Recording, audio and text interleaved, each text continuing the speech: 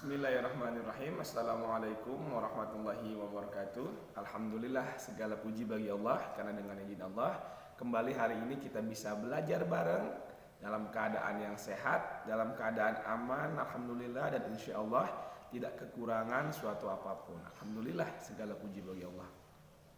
Selawat dan salam marilah kita limpahkan kepada Nabi Muhammad SAW beserta para istri-istrinya, beserta para sahabatnya, dan beserta orang-orang yang mengikuti sunnah-sunnahnya sampai hari kiamat nanti. Oke, langsung aja kita kembali akan membahas lanjutan ya. Kemarin kita udah bahas tentang mukadimah dan pembukaan dari buku 40 cara jitu mengubah masalah menjadi anugerah ya. Sekarang kita akan masuk ke poin yang pertama. Oke. Poin yang pertama adalah poin yang pertama istirja. Nah, apa itu istirja?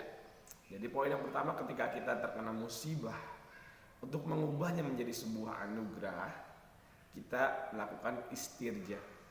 Ketika musibah menimpa seseorang, maka solusi pertama untuk mengatasinya adalah istirja dengan mengucapkan innalillahi wa inna ilaihi rajiun. Sesungguhnya kami adalah milik Allah dan kepadanya kami kembali. Ya. Jadi yang paling pertama itu apa coba? Pola pikir. Pola pikir yang dibentuk dulu. Ya. Kita harus tahu segala sesuatu itu punya Allah. Kita itu cuma dititipin.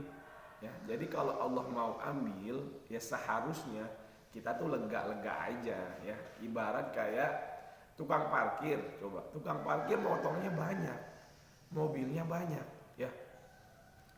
Terus diambil sama yang punya motor sama yang punya mobil. Nggak marah dia. Walaupun motornya diambil sampai habis itu lahan parkirnya, nggak ada motor, nggak ada mobil, dia nggak marah. Kenapa? Karena itu cuma titipan. Dia tahu itu titipan. Kapan dia merasa takut? Ketika dia dititipin, terus motornya kegores.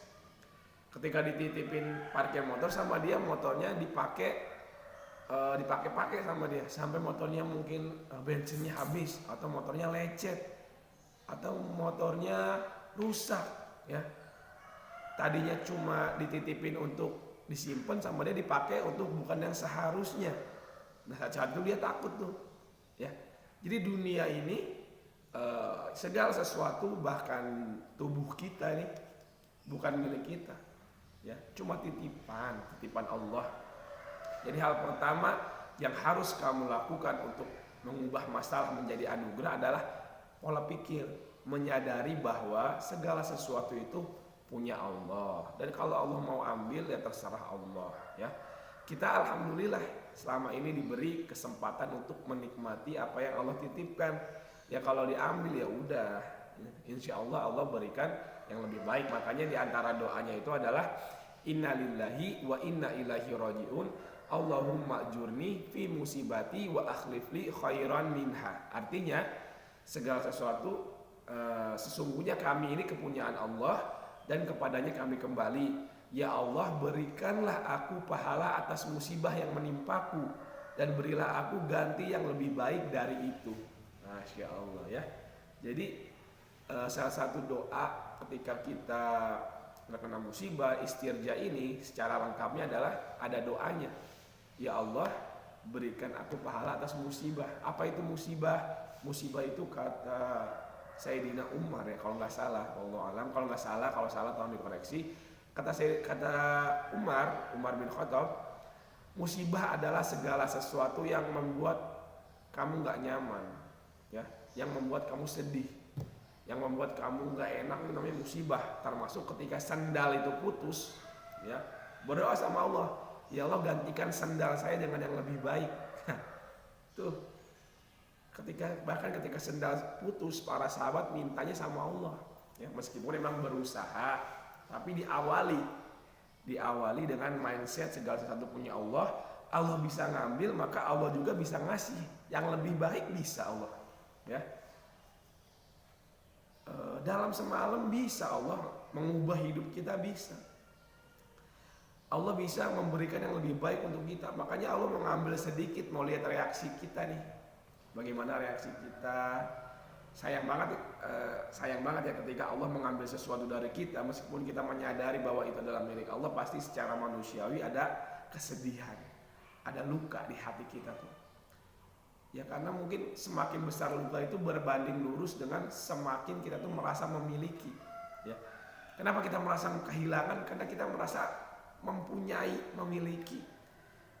Punya uang hilang. Kenapa kamu merasa sedih? Kenapa kamu merasa kesel? Kenapa kamu merasa marah?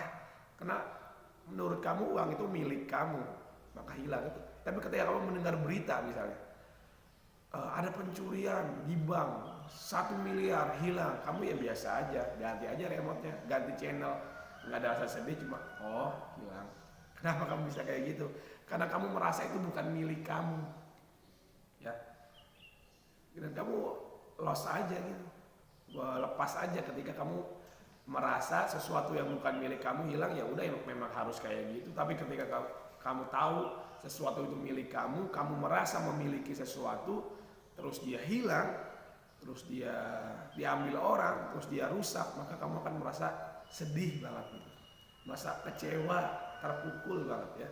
Makanya untuk meminimalisir masalah itu menjadi buruk dan mengubah masalah menjadi anugerah, maka pola pikir yang pertama adalah kita harus menyadari bahwa segala sesuatu adalah milik Allah dan akan kembali kepada Allah. Dan Allah bisa menggantikan apa yang Allah ambil itu dengan sesuatu yang lebih baik, bisa.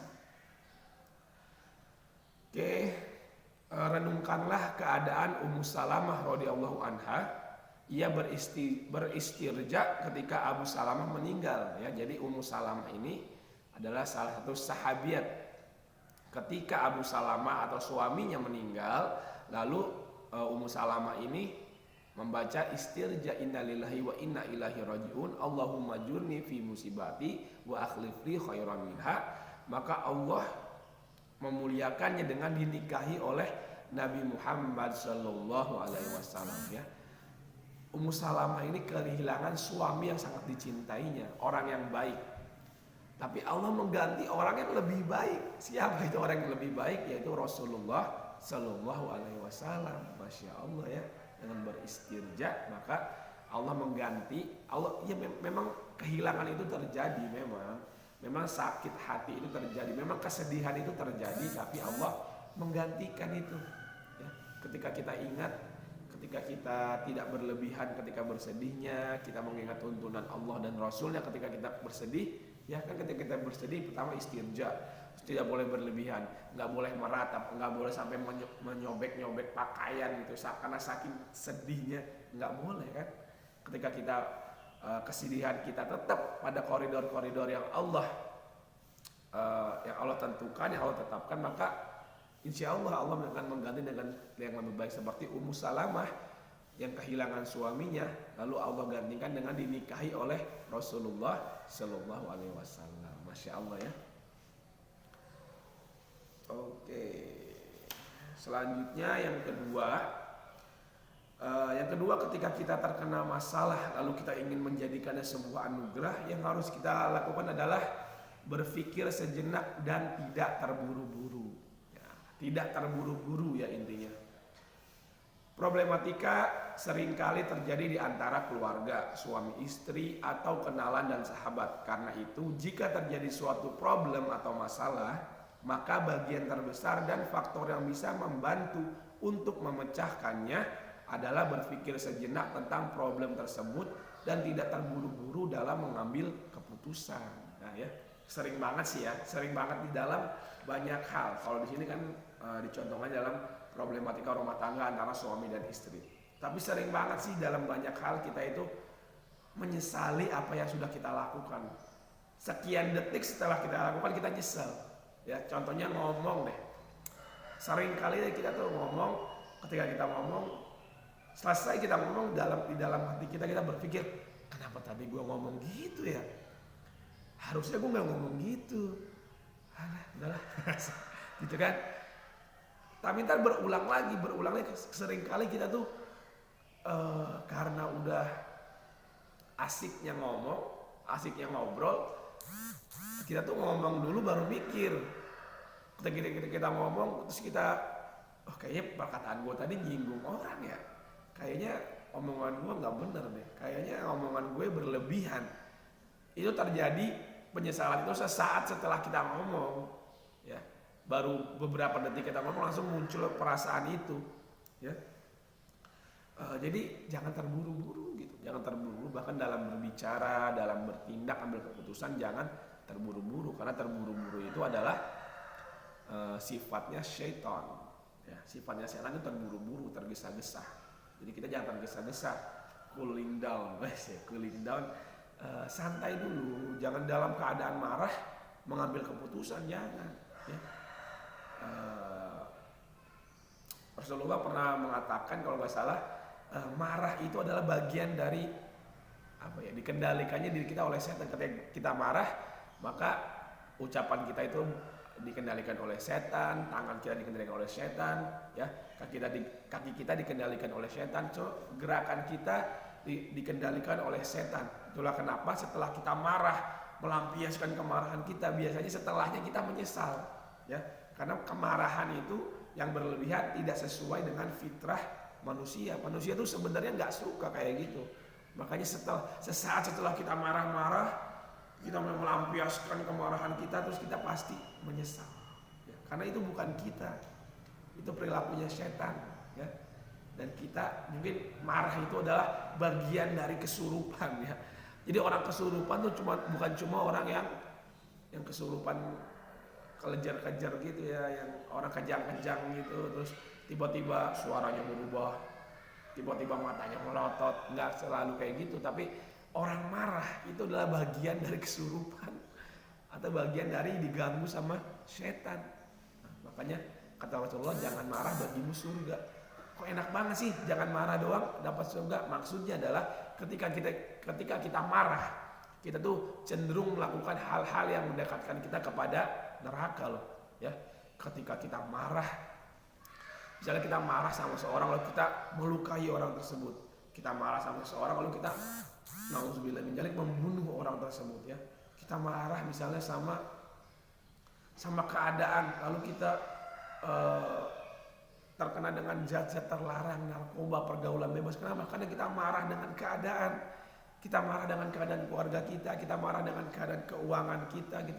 Kita marah dengan takdir kita marah sama Tuhan mungkin, makanya pokoknya gue marah, gue mau melakukan yang dilarang, mau gue lakuin semuanya. Akhirnya dia mabuk-mabukan, dia kena obat-obatan terlarang, dia berzina, dia, ya semoga Allah menghindarkan kita dari semua itu. Dan untuk saudara-saudara kita, orang-orang yang kita kenal yang sudah terlanjur terjerumus di dalamnya, semoga Allah mengeluarkannya dan memberikannya hidayah kepada kebenaran. Amin, ya. Keputusan ada di tangan Anda. Jika Anda memiliki pendapat hari ini, maka pendapat itu milik Anda besok. Tidak ada salahnya menunda suatu keputusan karena mungkin saja pendapat Anda besok berubah. Jadi jangan terburu-buru, ya. Kalau misalnya kita nih ingin membeli barang, ya, kita dapat uang langsung pengen beli handphone terbaru, ya jangan buru-buru, tunggu dulu. Kalau kamu bisa beli handphone hari ini, besok juga bisa kok, ya. Kalau kamu pengen beli emas, beli perhiasan hari ini, besok juga bisa. Ntar tunggu dulu, sabar dulu, lihat dulu keadaannya, ya, lihat dulu baik dan buruk, ini timbang-timbang dulu. Apakah ada hutang? Kadang-kadang kan nggak kepikiran tuh, ya, dapat duit nggak kepikiran hutang tuh. Orang nungguin berbulan-bulan ini, orang mau dagang, pengen belanja, nungguin kita bayar hutang, kitanya kagak inget-inget, nggak bayar-bayar. Ya orang nggak dagang-dagang, jadi orang nggak dagang bangkrut mas. Udah nggak jualan bang. Ya iya gara-gara kamu nggak bayar hutang. Makanya ya ntar dulu, kalau kita dapat sesuatu tuh tunggu dulu sejenak, berpikir dulu, ya, kasih waktu. Kadang ntar seiring berjalannya waktu ada tuh yang kepikiran, ya. Nah, ntar kalau udah aman baru kita apalah yang kita inginkan, bismillah, minta petunjuk kepada Allah, minta apa tuh doa dari orang tua. Ya, setiap kita mau melakukan apapun sekecil apapun, ya, sekecil apapun, kayak kita misalnya sekedar mau milih baju, mau milih sepatu, mau pergi kemana, ya kita berdoa dulu sama Allah, minta petunjuk sama Allah. Enggak cuma hal-hal yang besar. Allah senang tuh sama orang-orang yang berdoa, Allah senang. Bahkan Allah bilang orang-orang yang gak mau berdoa itu orang-orang yang sombong, ya, merasa saya pede, saya milih ini karena saya tahu betul apa yang baik untuk saya. Dia tidak melibatkan Allah, dia nggak berdoa kepada Allah. Ini nggak benar juga nih. Allah nggak senang. Allah senangnya ketika kita mau apapun ingat sama Allah, doa. Mau makan, makanya ketika kita makan ada doanya, suruh ingat Allah. Ketika kita mau pakai baju ada doanya, ketika bercermin ada doanya, suruh ingat sama Allah. Dalam keadaan apapun, pilihan dalam hidup kita sekecil-kecilnya, libatkan Allah. Ya Allah, gimana nih? Tunjuki aku lah. Kalau emang jadi tukang mie ayam itu baik untukku, ya Allah, kasih modal ya Allah. Kalau memang menikahi wanita ini baik untukku, mudahkan ya Allah. Kalau memang masuk sekolah ini baik untuk masa depanku, gampangin ya Allah, tolong. Apa-apa bawa Allah, berdoa, ingat Allah, Allah senang. Jangan sampai kita dicap orang yang sombong, yang nggak mau berdoa, yang nggak mau melibatkan Allah. Ya. Tidak oke. Sampai mana tadi ya? Karena mungkin saja pendapat Anda besok berubah dan seterusnya, terutama pada saat jiwa sedang tenang dan amarah telah padam. Nabi Shallallahu Alaihi Wasallam bersabda saat berbicara kepada Aisyah radhiyallahu anha, yang artinya hendaklah engkau berlemah lembut, janganlah engkau berlaku kasar dan berkata keji. Karena kelembutan tidaklah ada pada sesuatu, melainkan membuatnya menjadi lebih indah. Dan tidaklah ia tercatat dan tidaklah ia tercabut, dan tidaklah kelembutan itu diambil dari sesuatu, melainkan menjadikannya lebih buruk. Ya. Jadi ketika kelembutan itu ada pada sesuatu hal, suatu benda, maka secara otomatis benda itu menjadi lebih baik. Nah, ketika kelembutan itu ada di dalam diri manusia, ya, maka manusia itu menjadi makhluk yang lebih indah, yang lebih baik, yang lebih tenang. Ketika kelembutan itu ada di dalam diri manusia. Tapi ketika kelembutan itu dicabut dari seseorang, maka dicabutnya kelembutan ini akan menjadikan orang itu menjadi orang yang lebih buruk. Ya, Rasulullah itu panglima perang, presiden, ya, pendekar mungkin ya. Rasulullah dalam satu riwayat Rasulullah pernah melemparkan tombak, ya, melemparkan tombak. Ketika Rasulullah SAW melemparkan tombak, itu orang-orang di sekitarnya ikut mental, terkena apa tuh, anginnya gitu ya, angin dari ketika melempar ada anginnya, orang-orang tuh sampai terpental. Ketika Rasulullah melemparkan tombak, ya, dikatakan dalam suatu guru-guru kita pernah mengatakan bahwa setiap nabi itu memiliki tenaga yang besar, gitu ya. Setiap nabi itu dibekali dengan kekuatan yang besar, kekuatan lebih dari satu orang lah, gitu ya. Makanya Nabi Musa, ya kalau nggak salah, Nabi Musa pernah menampar satu orang langsung mati di tempat, ya. Nabi Musa menampar satu orang langsung mati di tempat. Lalu Nabi Musa kabur tuh. Allah tegur kaburnya dari umatnya itu. Lalu Nabi Musa kembali untuk melanjutkan dakwahnya, dan seperti cerita yang kita tahu ya. Terus lanjut, Rasulullah berkata kepada Aisyah, hendaklah kamu berlaku lemah lembut dan janganlah berkata kasar dan keji. Ya, berarti kata kasar dan keji, kata kasar itu ya omongan kasar, kata keji itu yang menyakiti hati orang. Ya. Jadi tidak termasuk lemah lembut orang yang perkataannya kasar, perkataannya keji. Ya. Dia orangnya baik sih, cuman omongannya aja kasar, cuman omongannya aja jorok, cuman omongannya aja nyakitin. Bisa jadi keimanan kita, ibadah kita nggak berguna gara-gara omongan kita loh. Makanya Rasulullah pernah ada yang bertanya kepada Rasulullah, ya Rasulullah, si wanita ini sholatnya rajin, puasanya mantap, sedekahnya oke, ibadahnya keren, tapi mulutnya suka menyakiti tetangganya, ya. Mulutnya suka ngomongin tetangganya. suka menghina tetangganya, kata Rasulullah, dia di neraka. Kata Rasulullah tuh ya, sholat ya sholat, ya. Terus puasa puasa, ibadah ibadah, mantap. Cuman mulutnya doang nggak bisa dijaga. Mulutnya nggak bisa dijaga, akhirnya karena mulutnya itu dia masuk ke neraka. Ya, maka kalau gitu saya jaga mulut aja, nggak usah sholat, nggak usah puasa. Ya nggak gitu juga, nggak gitu juga. Kamu jaga ibadah kamu dan jaga mulut kamu. Kok cuma perkara omongan doang, ribet banget sih.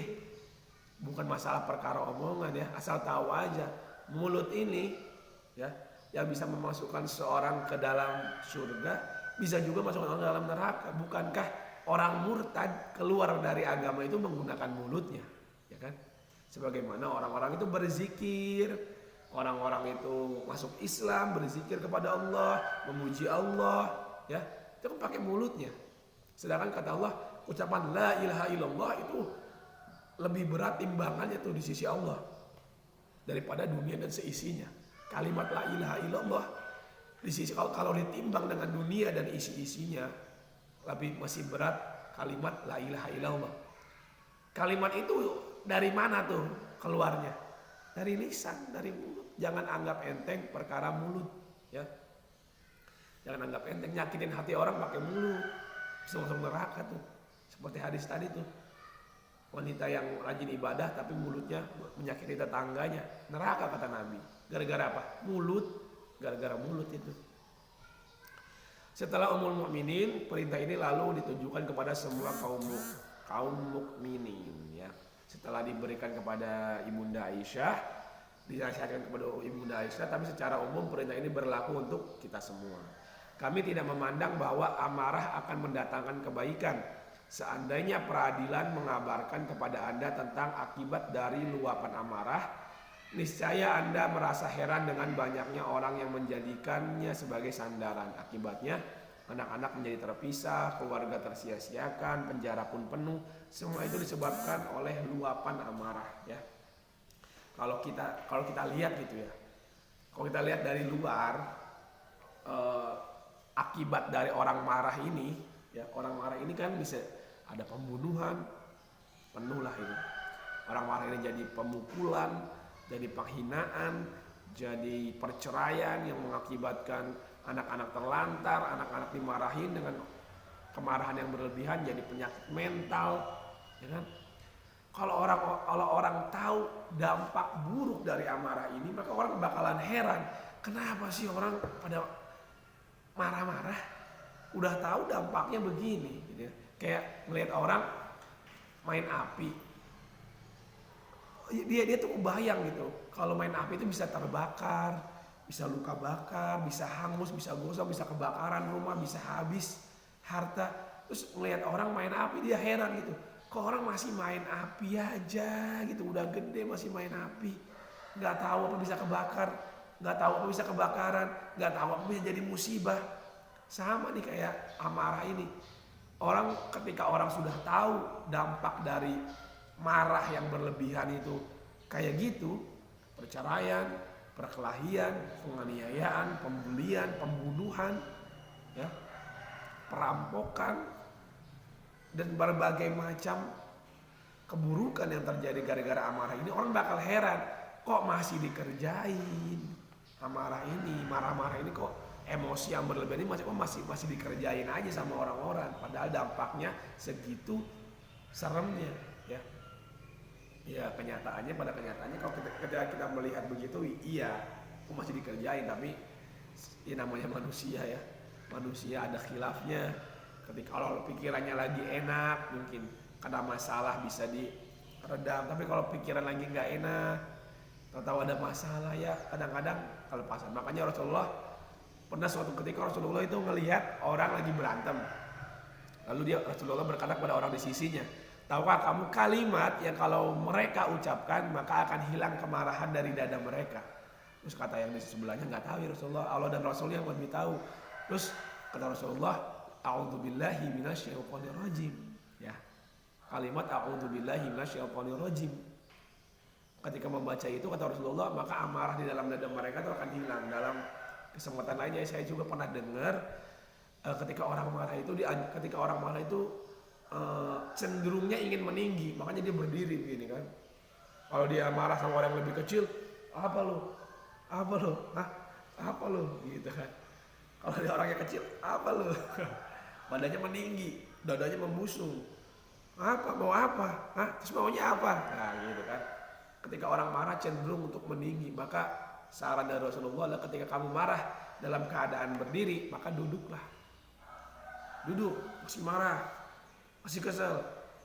Kalau masih kesel, tiduran masih kesel, wudu masih kesel, mandi, iya dijamin hilang amarah. Tapi jangan orang lagi marah kamu mandiin pakai ember, nambah marah. Itu buat diri kamu sendiri. Ya, dipraktekkan sama diri kamu sendiri, jangan kepada orang lain. Orang lain lagi marah, langsung aja ke intinya. Yang paling ampuh menghilangkan amarah, kalau nggak bisa duduk, tiduran nggak bisa tiduran, wudu nggak bisa wudu, mandi, langsung aja mandi, disiram pakai ember, insya Allah nambah marah, insya Allah tuh. Ya, maksudnya buat diri sendiri. Kalau kita lagi marah, ingat ya, oh ya saya lagi marah nih, jangan tinggi lah, duduk, tiduran, kembali mandi, masih marah juga tinggalin. Orang yang bikin marah, bikin kesel, tinggalin aja, udah, tinggalin dulu. Kalau keselnya suami istri, keselnya sama laki gimana?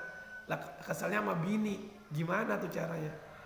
Ya udah tinggalin bentar, ntar pulang bawa martabak, ya bentar nggak marah lagi, insya Allah. Nah, kalau istri keluar bentar nih, suami keluar sebentar, pulang-pulang bawa cincin emas, ya. Pulang-pulang bawa handphone baru neng.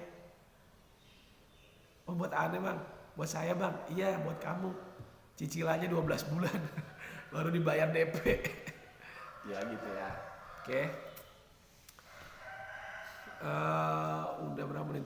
Setengah jam ya, kira kurang lebih ya. Jadi itu dua kiat atau dua cara untuk mengubah masalah menjadi anugerah. Yang pertama adalah istirja, innalillahi wa inna ilaihi rajiun. Allahumma ajurni fi musibati wa akhlif li khairan minha. Ya Allah, berikanlah aku pahala atas musibah yang menimpaku dan berikan aku ganti yang lebih baik dari ini ya Allah. Ya, apa itu musibah tadi? Musibah adalah segala sesuatu yang nggak enak di hati kita, yang tidak kita sukai, itu adalah musibah. Segala sesuatu yang nggak kita sukai itu musibah. Bahkan sampai sendal yang putus itu musibah. Para sahabat kalau sendalnya putus minta sama Allah. Yang nggak suka, ya Allah mana sendal, enggak, ya Allah sendal saya putus, gantikanlah. Ya ntar Allah mengabulkannya itu dengan menggerakkan makhluknya, maksudnya ya enggak Allah ngasih sendal nih, sendal hambaku, enggak kayak gitu. Allah menggerakkan makhluknya. Meskipun Allah bisa ya, Allah bisa nih hambaku nih, kayak Maryam ibunya Nabi Isa. Ketika pamannya Maryam masuk ke dalam tempat beribadahnya Maryam, ada banyak buah di situ. Kata pamannya, ini dari siapa nih buah nih? Ini buah di Arab nggak ada nih, buah-buah begini nggak ada nih. Kok bisa ada di sini? Kamu beli di mana sih? Kata Maryam, katanya ini dari Allah langsung. Allah yang mengantarkan, mungkin melalui malaikatnya diantarin untuk Maryam. Maryam itu kan hamba Allah, seorang wanita suci yang emang dari kecil itu fokus ibadah. Ya, Maryam dikasih makan makanan dari Allah langsung. Ya. Tapi kita yang gak soleh-soleh banget, bahkan lebih banyak maksiatnya, naudzubillah min dzalik. Semoga Allah mengampuni dosa-dosa kita, mengampuni dosa-dosa kedua orang tua kita, mengampuni dosa anak dan istri suami kita gitu ya. Semoga Allah mengampuni dan menghilangkan efek-efek buruk dari dosa kita, amin ya Allah ya Rabbal alamin. Nah itu segala sesuatu yang tidak kamu sukai itu namanya musibah ya. Ya itu segala sesuatu yang kamu sukai namanya musibah, dan kita berdoa kepada Allah semoga Allah memberikan ganti yang lebih baik. Allah bisa ngambil, Allah bisa mengganti dengan yang lebih baik, yang terbaik, bisa. Cuman kamu mau apa enggak? Ya. Allah tidak akan mengubah nasib suatu kaum sebelum ia mengusahakannya. Pengen berubah tapi rebahan baik. Pengen jadi orang kaya tapi ngegame baik. Ya yang ngegame ada yang ngegame sukses ada. Cuman Enggak semuanya di situ. Kalau kamu mungkin bisa di situ menghasilkan ya mau, tapi kamu udah bertahun-tahun main game, nggak ada perubahan, nggak ada penghasilan, terus kamu bilang main game terus, ya mata udah rusak, minus, pekerjaan nggak ada, berat badan bertambah, orang tua kita semakin tua, emang mau begitu-gitu baik? Mau begitu baik hidup teh? Emang begitu-gitu aja gitu kan? Ya carilah sesuatu yang lain ya, sesuatu yang bermanfaat, sesuatu yang menghasilkan gitu, yang bermanfaat untuk kehidupan kita, untuk menunjang ibadah kita kepada Allah. Terus poin yang kedua tadi adalah berpikir sejenak dan tidak terburu-buru, kata Rasulullah kepada istrinya Bunda Aisyah, tidaklah suatu kelembutan itu terdapat pada sesuatu, pada seseorang, melainkan itu akan menjadikannya lebih baik, lebih indah. Dan tidaklah kelembutan itu ditarik dari seseorang, dari sesuatu, melainkan akan menjadikannya sesuatu yang buruk. Ya, maka jangan sampai kelembutan itu hilang dari hati kita. Ya, jangan sampai hati kita itu mati, sakit sekarat. Ya, ada badan, ada hati. Ketika badan sakit, tapi hatinya sehat, itu bisa sampai ke masjid loh. Ada orang gini ya, simulasi gitu. Ada orang badannya sehat, hatinya sehat, nyampe ke masjid. Ada orang badannya sakit, hatinya sehat, hatinya beriman. Ketika sehat hatinya beriman, sampai ke masjid. Meskipun kakinya nggak ada sebelah, atau dua belah nggak ada dua belahnya, dua-duanya nggak ada kakinya, nyampe ke masjid selama ada iman. Ada orang matanya buta, fisiknya sakit, matanya buta nggak bisa ngelihat, nyampe ke masjid, nyampe demi Allah, kalau ada keimanan di hatinya. Tapi ketika seseorang badannya sehat, hatinya sakit, kakinya ada, matanya ngelihat, mobil ada, motor ada, bahkan nggak usah naik mobil, di depan halamannya masjid itu gede banget ya, kalau ajan itu kedengaran menggema di dalam rumah, nggak nyampe ke masjid, nggak nyampe kalau hatinya sakit. Apalagi orang udah badannya sakit, hatinya sakit. Udah walaupun seremeh-remeh, aduh pusing gerimis.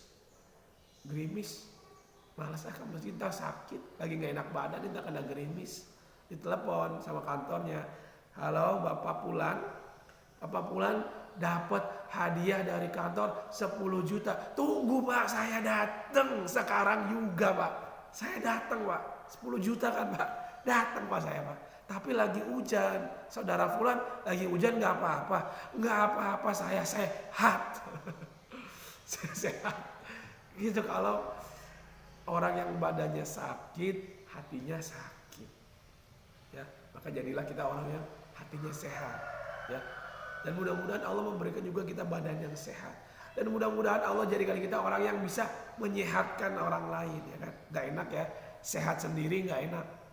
Kaya sendiri nggak enak, masuk surga sendirian nggak enak. Itu sungai susu itu banyak banget, itu nggak habis, makan sendirian bareng-bareng enaknya ya. Makanya kebaikan itu sendirian nggak enak. Semoga Allah memberikan kita kemampuan buat ngajak ya. Ini anugerah nih, ngajak orang lain buat berbuat kebaikan, anugerah. Kenapa? Karena kata Rasulullah, siapa yang menunjuki suatu kebaikan, maka dia akan mendapatkan pahala orang yang mengikutinya tanpa dikurangi pahala dari dia itu. Saya kasih tahu nih ya teman-teman, baca Al-Quran teman-teman, bacalah Al-Quran ya.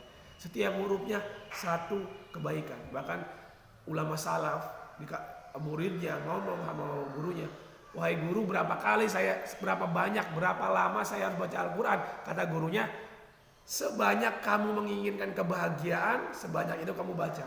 Artinya semakin kamu membacanya, semakin kamu bahagia. Kalau kamu mau hidup kamu, ya biarinlah hidup susah, ya udah baca Quran dikit aja lah. Ya, saya kasih tahu tuh, kalian kerjain ya. Kalau kalian kerjain, nah saya dapat. Kenapa? Karena saya ngajak kalian, saya memotivasi kalian, ayo baca Quran. Yang baca Quran nanti dapat pahala. Nanti Allah kabulkan keinginannya, Allah hapuskan dosa-dosanya, Allah berkahi usahanya. Yang paling penting Allah siapkan rumah di surganya nanti untuk para penghafal Quran. Dan kata Rasulullah, siapa yang masuk surga disuruh baca Quran ya. Bacalah Quran kamu seperti kamu baca di dunia. Lalu dia baca sambil yang dia baca itu, sambil dia baca setiap hurufnya mengantarkan dia ke derajat yang lebih tinggi. Tinggi sampai dia berhenti baca, ya udah di situ derajatnya. Maka orang-orang itu bakal nyesal saat itu. Kenapa saya nggak baca Quran lebih banyak lagi ketika di dunia? Nyesal. Masuk surga nyesal. Kenapa? Karena kenapa dulu saya nggak maksimal gitu ya. Karena semakin dia banyak baca semakin tinggi derajatnya. Masya Allah ya. Saya ngajak nih, maka nanti kalau seandainya kalian ngikutin, pahala kalian mengalir kepada saya, insya Allah tanpa kalian nggak dikurangi, nggak dirugiin kalian. Nah supaya kalian lebih dapat lagi, dapat pahala lebih banyak lagi, kalian ajak lagi. Ini namanya MLM, multi level muslimin. Semakin banyak yang kamu ajak, semakin banyak pahala yang kamu dapat. MLM model ini insya Allah halal ya. MLM dalam kebaikan, dalam mengajak ibadah ya, nggak nipu orang nggak. Oke, yang ketiga nanti kita bahas untuk selanjutnya. Untuk hari ini sekian, saya ucapkan wassalamualaikum warahmatullahi wabarakatuh. Subhanakallahumma wa bihamdik asyhadu an la ilaha illa anta astaghfiruka wa atubu ilaik.